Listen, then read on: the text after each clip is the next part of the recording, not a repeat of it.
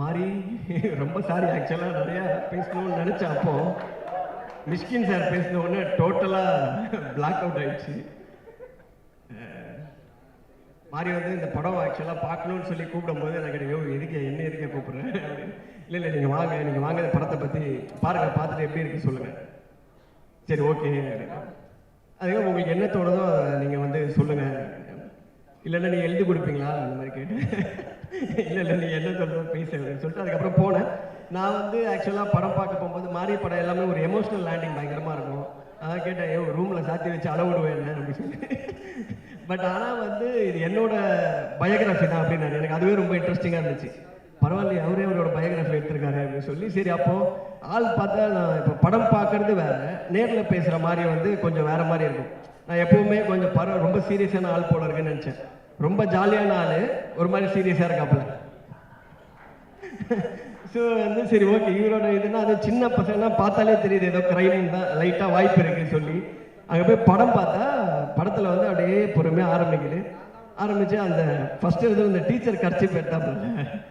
ஆக்சுவலாக பார்க்கும்போது அந்த வாழை மரம் எல்லாம் தூக்கிட்டு போகிறது, அந்த வாழைக்கோலெல்லாம் தூக்கிட்டு போகும்போது ரொம்ப கஷ்டம் அந்த மாதிரி இருக்கும்னு நினச்சேன்.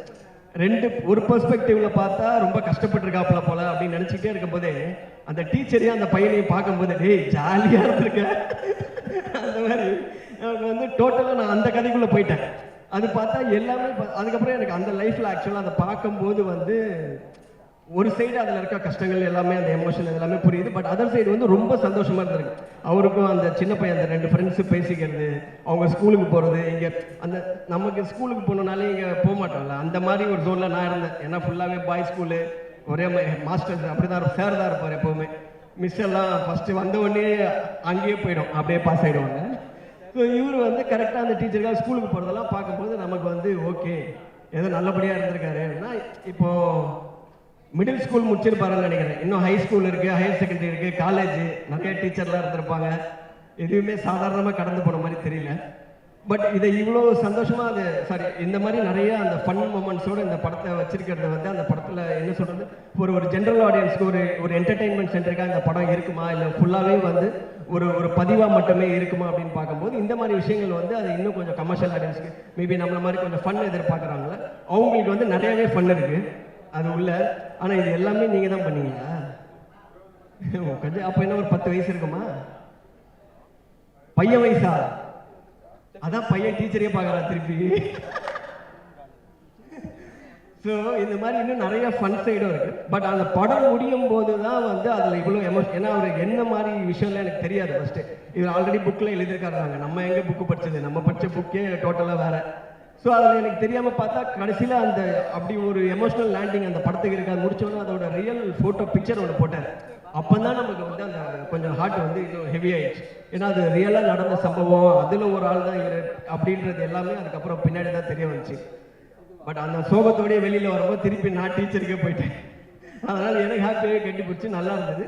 ஸோ நம்ம வந்து இதில் அந்த எமோஷனல் சைடும் இருக்கும், அதோட ஃபன் சைடும் இருக்கும். ஒரு நல்ல அந்த ஒரு ரொம்ப ரூட்டடாக அந்த காஸ்டிங்லாம் மாறாமல், ஏன்னா அந்த லாரியிலலாம் வந்து கும்பலாக நிறைய பேர் உட்கார வச்சிருக்காரு. எத்தனை பேர் உட்காருவாங்கன்னு தெரியாது. அது வேற ரொம்ப ரியலாக இருக்கணும்னு பள்ளத்தில் இறக்கி லாரியை கவுத்துருவாரோன்னு எனக்கு ஒரு பயமாக ஒன்று வேற இருந்துச்சு. அப்புறம் தான் யாருமே உட்கார மாட்டாங்க. இப்போ இந்த மாதிரி நம்ம ஜூனியர் ஆர்டிஸ்ட்லாம் கூப்பிட்டு உட்கார சொன்னால் அவங்க லாரியிலேருந்து அங்கேருந்து சாரி சொல்லிட்டு அந்த பக்கமாக கிளம்பிடுவாங்க.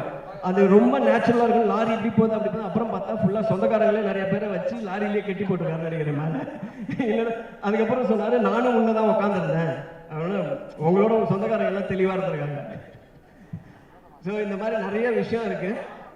இன்னும் மாறி வந்து அவரோட இப்போ அந்த லைஃப், அவரோட பேக் ட்ராப் இதெல்லாம் பார்க்கும்போது நல்லா இன்ட்ரெஸ்டிங்காக இருக்குது. அதோட ஃபன் சைடு இன்னும் நல்லா நீங்கள் எக்ஸ்ப்ளோர் பண்ணிங்கன்னா இன்னும் வந்து நல்லா இருக்கும்னு நினைக்கிறேன். சேம் இதே மாதிரி நிறைய படம் எடுக்கிற மாதிரி நிறைய கதை இருக்கும், தெரியுது, பார்த்தா தெரியுது. ரொம்ப தேங்க்ஸ், கூப்பிட்டதுக்கு ரொம்ப சந்தோஷம். படத்தில் நடித்தவங்க எல்லாருமே ரொம்ப நல்லா நடிச்சிருந்தாங்க. இதை நான் சொல்ல வேணாம், இதெல்லாம் நிறைய எல்லாருமே சொல்லிட்டாங்க. எல்லா காலியான சேருமே அதெல்லாம் தாண்டி தான் இப்போ நான் ஒரு சேரை காலி பண்ண போகிறேன். ஸோ கூப்பிட்டதுக்கு ரொம்ப தேங்க்ஸ், நன்றி. ஒரே ஒரு கேள்வி மட்டும் உங்ககிட்ட. இப்போ மாரி சார் வந்து கிட்டத்தட்ட பார்த்துக்கிட்டிங்கன்னா ஒரு ஸ்டார்ட் கொடுத்துருக்காங்க, டிரெக்டர்ஸோட பயோகிராஃபி, அவங்களோட ஒரு குறிப்பிட்ட பருவம் வந்து அவர் எடுத்திருக்காங்க. நெல்சன் அவர்களுடைய ஒரு பயோகிராஃபி நம்ம எடுக்கணும்னா எந்த ஒரு போர்ஷன் ரொம்ப இன்ட்ரெஸ்டிங்காக இருக்கும், அதை பற்றி சார்? எடுக்க முடியாத பருவமாக இருக்கு. எந்த பருவத்தையும் எடுக்க முடியாது.